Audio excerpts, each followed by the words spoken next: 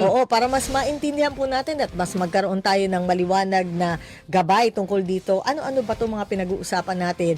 Nasa Zoom po ang Pangulo ng TNVS, si Ginoong June De Leon. Sir, good morning po. Welcome po sa Saktong Tapatan with Julio Segovia and Sherry Ann Torres. Sir Magandang umaga po, Ma'am Julius, Ma'am Sherry, at magandang umaga po sa mga ating mga taga-subaybay. Sir June, sir po si Julius. Yan, nagmadali si Sir June. Kaya nga, itinaranta nyo raw si Sir eh. Sir June. Sir June. Unang-una po, magandang umaga po. Salamat po sa oras po na binibigay ninyo sa amin ngayon. Ha.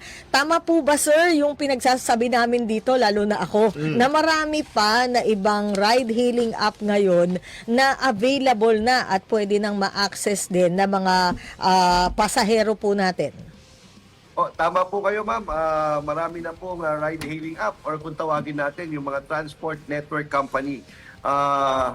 Ito po ay nagsimula nung nakaraang taon at natutuwa po kami, masaya po kami na sa kami mga TNVS driver na kahit papano ay may kompetensya na ang mga transport network company na pinapasukan namin dati kasi mahabang panahon na monopolyado po itong transport network company ng TNVS ng iisang kumpanya.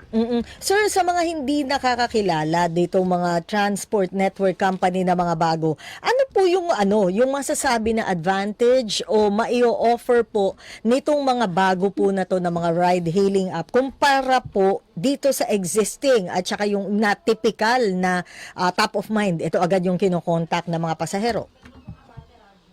Marami pong pagkakaiba. Katulad po ng, kung okay lang po na magbanggit ako ng ilang transport network Yes, sir, company. please. Yes, Para yes. naman po, Opo. para Go naman ahead. po yung ating mga mananakay, matuwa rin sila, no? Na marami pa ng pamimilian.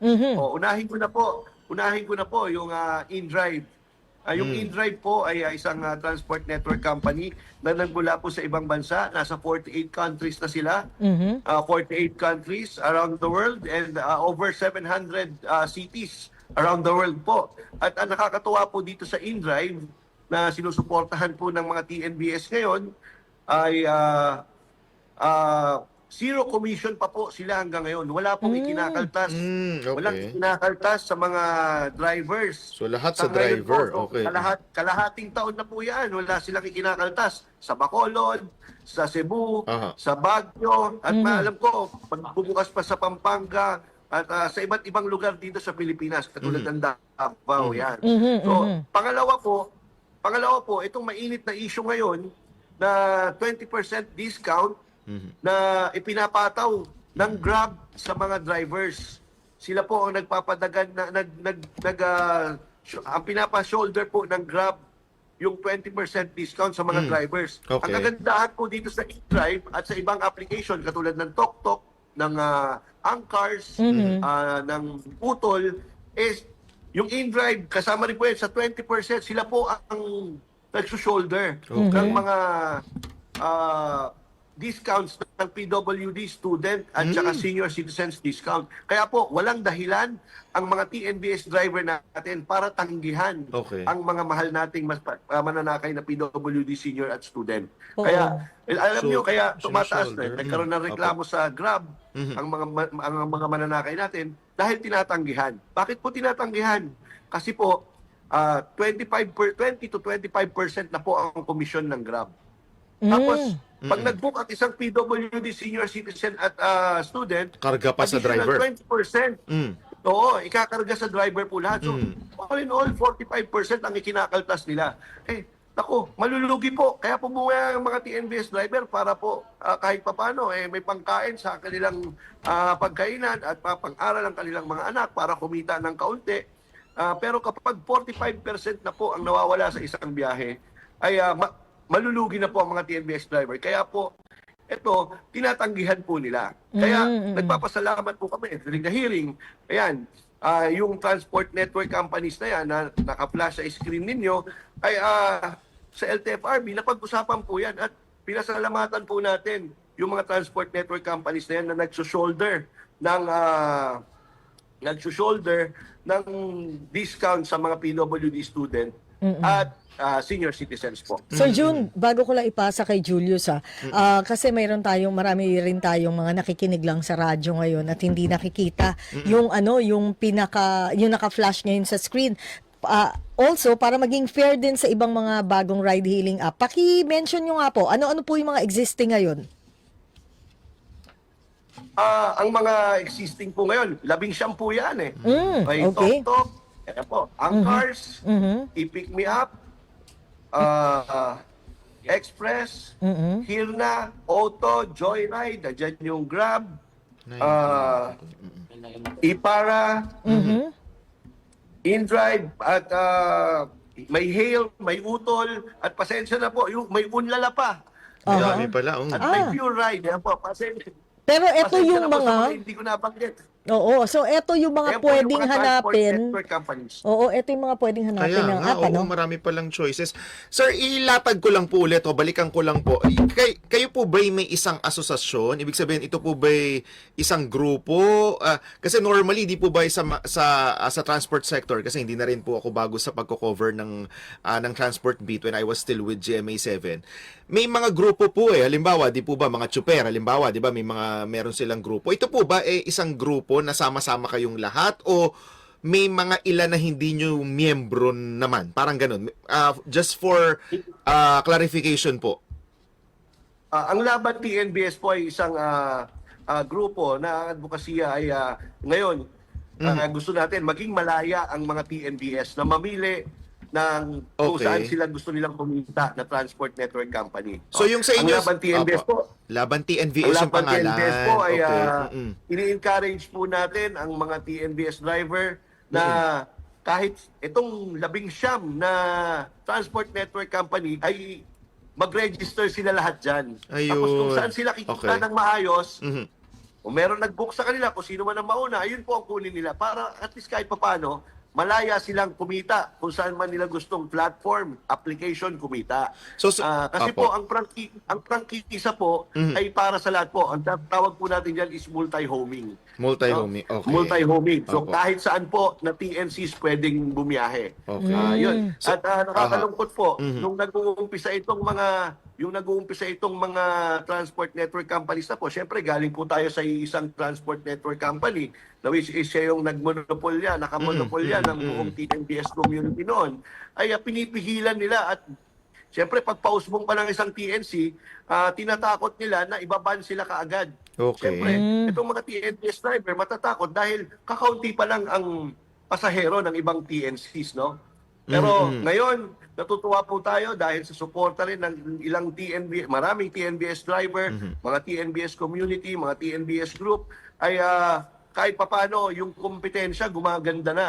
Okay. At nakakapamili na ang mga TNBS drivers natin kung saan sila kikita ng maayos. At maluwag ang ibang TNC at may suporta sa kanila, totoong partner ang turing sa kanila.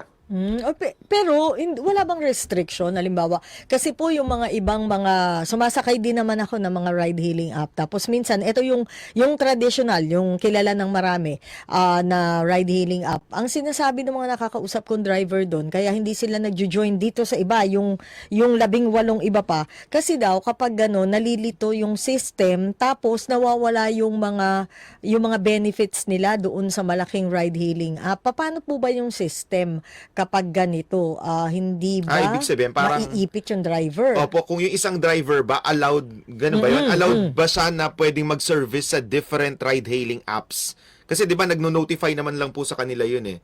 So halimbawa, kung siya Tama po. servicing halimbawa yung Grab, halimbawa, tapos may Angkas, tapos nandito rin siya sa ano siya? Ancar o doon sa Angkar. in-drive Opo, or sa parang ganon. pickup. So pwede oo. po ba yun? Hanggat kaya niya? Sabay-sabay. Opo, yun po ang gusto natin sana. Kung sino yung unang pumasok, pinakamalapit, pinakamagandang pamasahe, ay kahit pa paano makakapili po ang drivers natin. O, tama po yan. Pinapayagan po ng LTFRB po yan. Kaya po sabi nga po natin ay multi-homing. Hindi po katulad ng mga motorcycle taxi. Kapag joyride ka lang babiyahe. Kapag angkas ka lang babiyahe. At kung move it ka lang babiyahe. Pero sa four wheels po, malaya po dahil ang prangkisa po maliwanag naman na pwede sa lahat ng TNCs. Kaya yung po sinasabi ninyo na malilito or baka magkaroon ng problema sa kanilang application, hindi po nagkakaproblema sa kanilang application. Pero meron pong isang transport network company na dahil sa kagustuhan nilang manatili sa kanila yung mga drivers, hinakasuhan nila ng pinapatawag nila sa opisina at binibigyan nila ng violation ng spoofing. Oo nga, Kaya paano ito po nga yung yun pag ganun? Ano ginagawa nyo? po nila na meron silang ibang application na ginagamit at winawarningan po sila na permanently banned sila sa application na ito, sa kumpanyang ito. Pero sa akin po, sa mga TNBS driver, wag na po tayong matakot dyan dahil 18 pa ang transport network company. Sa mga pasahero po, marami pong nagbibigay ng mababang pamasahe, magandang benepisyo sa mga pasahero.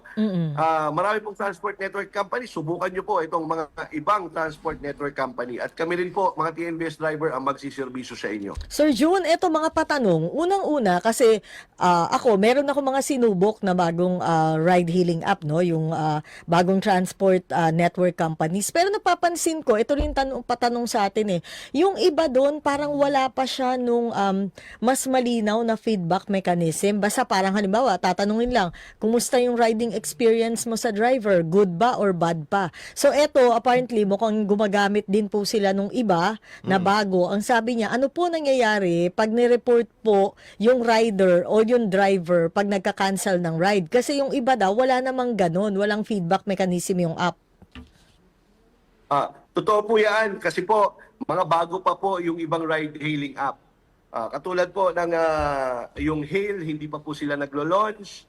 Yung Unlala, Pure Ride, yung Express, bago din po. Yan po, mga alam kong hindi pa sila nag-ooperate. Yung Auto, hindi rin nag-ooperate. Kaya kailangan kausapin ito ng LTFRB. Bakit nag-apply sila ng accreditation pero hindi naman sila nag-ooperate. Hindi nag-ooperate.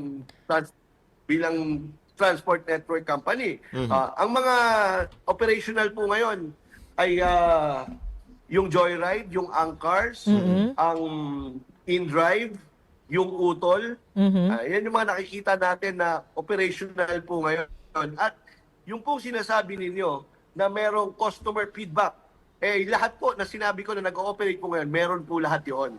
At may mga iba't iba rin silang features, no? May mga magagandang features sila nakahanda para sa ating mga mananakay. Talaga daw po ba na whether, regardless kung ano yung transport network company na kinokontrata ng pasahero, talaga po bang pinapasagot daw sa pasahero yung toll fee, kumbaga? Sagot niya tayo. Opo, totoo po yun. Sagot po talaga ng pasahero ang toll fee. At discretion po ng pasahero kung saan niya gustong dumaan ang sasakyan. So kahit po halimbawa marami po. kasi sir, 'di ba may mga Sige po, sir. drivers po na gumagamit sila ng mga maps, for example. Tapos sasabihin nila, dito po tayo dinaan eh. So pwede po pala mag-contest si pasahero. Opo. Pwede niyang sabihin, hindi, pwede dito yung po, alam kong pwede po. daan eh. O dito, mas makakamura tayo dito. Wala ditong toll. So, okay lang po yun? Totoo po yun, pwede po yun. Pero syempre, sa part po ng driver, itinatago niya na lang siguro yung kanyang pagkaasar pag gano'n. Opo, kasi mas malayo-layong, mas mahaba-habang Opo, biyahe. isipin niyo po. Kunyari, galing kang, nag-book ka dito sa Quezon City, papunta ka ng Cavite. Meron namang Skyway, aakit ka sa Araneta. Pagbagsak mo ng Skyway, Cavitex nasa Cavite ka na. Yes, In opo. 30 minutes time, nasa Cavite ka na. Pag dumaan ka sa baba, 1.5 oras. So, Okay. dyan po, nakakalungkot po, pero may pagkalugi po ang driver pag sa service road dumaan. Oo, hindi, totoo naman. Yun namang, may mga pasahero naman na nagmamadali. Mismo sinasabi, boss, mag-skyway na tayo, nagmamadali ako. So siya sasagot. Ganda-ganda po ang kikitain ng mga drivers pag ganyan. Bakit daw po hindi lumalabas sa apps yung payment for toll fee? Dahil po ba option lang Meron dito? po, meron po nakalagay sa apps. Parang kaliwaan yan, Opo. sir, sa karanasan. Opo. Para pag dumaan, dudukot ka. Tapos ibigay mo sa kanya. Parang ganun ano po? Meron po, tama po. May mga ganon at meron din sa bandang dulo na didetect ng application na dumaan ka sa sa expressway or skyway. At meron din po na mga drivers na inaabonohan ito at nire-refund na lang po sa isang transport network company. Okay. Okay. Sir, marami kasing, Sir Jun, di ba, yung nakaraang taon, marami tayong mga kababayan umuwi galing sa ibang bansa, tapos yung iba na-retrench, yung iba nag-retire. So, ang tanong is, kung halimbawa daw po ba, kasi maraming bumibili ng sasakyan. Pwede, di ba, partner? oo. Tas Paano ipasok mag-apply? yan. Oo, Correct, sa inyo. correct, yes. Sa mga... Kunyari, gusto magnegosyo po, halimbawa. Oo. Madali ba sa ibang, dito sa mga bagong 18? Paano po ba? Paano daw mag-apply? Ganito po, para makapasok po sa isang transport network company at maging TNBS ang inyong sasakyan, ay kailangan po i-secure ang provisional authority at or CPC sa LTFRB. Kukuha ka muna ng kaukulang permit or prangkisa sa LTFRB bago ito tanggapin ng transport network company. Ngayon, saan ba nag-uumpisa ang aplikasyon nito? Kung kayo po ay nasa ibang bansa at gusto nang bumalik dito sa Pilipinas para makasama ang mahal sa buhay at makapagnegosyo dito bilang TNBS, una po, pupunta po muna kayo sa isang transport network company. Doon po kayo magpapa-accredit, hihingi po kayo ng accreditation at sila po mismo ay ipapasa po ng aplikante sa TNC ang kanyang mga requirements katulad ng ORCR, ang proof of Filipino citizenship, at mga valid IDs. At ang transport network company po ang magsasubmit sa LTFRB kapag may bukas na ang slot. Gano'n naman Okay. katagal ang processing, sir? Nako, ang proseso po dito ay isang buwan, more or less po dapat. May provisional authority ka na. Oo. Meron pong nangyayari na minsan maganda, mabilis ang serbisyo ng LTFRB, pero sa dami po siguro ng aplikante, bumabagal po sa bandang huli. At ngayong CPC nga po, inaabot po ng 1 taon. Kaya iniintindi na lang po natin ang LTFRB, sa dami siguro ng siniserbisyo nila, sana ma-improve pa po ang kanilang sistema para mabilis po ang pagsiserbisyo nila sa ating mga kababayan na gustong maghanap buhay. Sir, pag ano ba, meron bang may age discrimination ba? Meron Senior ba limit ang citizens po, age? pwede po, pero provided po ng fit to work. Oo. Kailangan Kasi po nga yung fit to work, driving, no? opo. Yung mata. Opo, Oo. at delikado rin po para sa pasahero, hindi lang po doon sa driver. Merong Kasi, ganyan nung alam nakaraan, niyo parang naman, na-feature na may- marami ring, Sige sir, go ahead. Sorry po. marami ring pag nagkakaedad na, may mga karamdaman na rin po syempre ang ating mga mahal na senior citizen. Baka bumiyahin ng more than 8 hours yan. Baka kung anong mangyari sa kanya sa kalsada or Sa bagay. kawawa din naman ng pasahero, kawawa din ng pamilya ng senior citizen. Kaya nire-require po kapag senior citizen ay meron ka dapat fit to work. Yun lang naman po. Sir June, huling punto po bago po namin kayo pakawalan ngayong umaga. Ano po yung mga huling punto po ninyo bilang panawagan din sa riding public patungkol po dito sa mga bago natin na ride-hailing app na pwede ring ma-avail ng mga pasahero? Para po sa ating mga mahal na mananakay, marami pong available na transport network companies ngayon. Ang operational po ngayon na transport network company, nandyan po ang InDrive, nagbibigay ng mababang pamasahe. Nandyan po ang Utol. Madali po silang makakuha ng mga bookings po ninyo at handang sa magserbisyo sa inyo. Nandyan din po ang TokTok, ang Joyride, ang Angcars at marami pa pong iba. Hindi lang po Grab na nag-iisa. At doon naman po, panawagan naman po natin sa LTFRB, doon po sa petition natin kasi kamakailan po nagkaroon ng hearing sa LTFRB dahil petition po natin na i-refund ng mga transport network company ang 20% na pinapasan nila sa mga drivers, lalo na po itong Grab ay 100% pinapapasan sa driver. Sana po, maliwanag po sa sinabi ni Chairman Guadis sa Senado, under oath po ang Grab na pinapapasan nila ang 100% na discount sa mga drivers. Under oath po sila dyan at itinanggi po nila yan sa LTFRB. Sana po, agaran po desisyon ng LTFRB na i-refund ang mga drivers at ang LTFRB po ay sana bigyan ng kaparusahan ang mga lumalabag na TNCs sa kanilang guidelines. Mhm. Sir, maraming salamat at sa mga susunod po mga araw muli kami makikibalita Oo, sa inyo ni correct. Julius dito sa Hindi, aming tsaka programa. maganda yan, sir. At least maraming options no? Maraming alternatives yung ating mga pasahero. Hindi tayo naka-confine sa isa o dalawa lamang na mga ride-hailing. Tama po. companies. Opo, alam niyo Opo. po, ngayon po, nagpapagalingan na sila, Yun ang ng maganda. mga insentibo sa mga drivers. Oo, at saka, sa mga mananakay naman, nagpapababaan yung iba. Yun, at, sa rate. mabilis na serbisyo. Tsaka yung magandang yes, serbisyo. opo, mas komportable yung mga pasahero, di po ba? Parang ganun. Oo, at isa pa po, at nagpapagandahan pa ng mga sasakyan at nagpapabanguhan. Oh, di ba? Tama yan. Resulta. Okay. Yan ang resulta kasi kapag pangit ang serbisyo mo, hindi nasasakay sa iyo yan eh.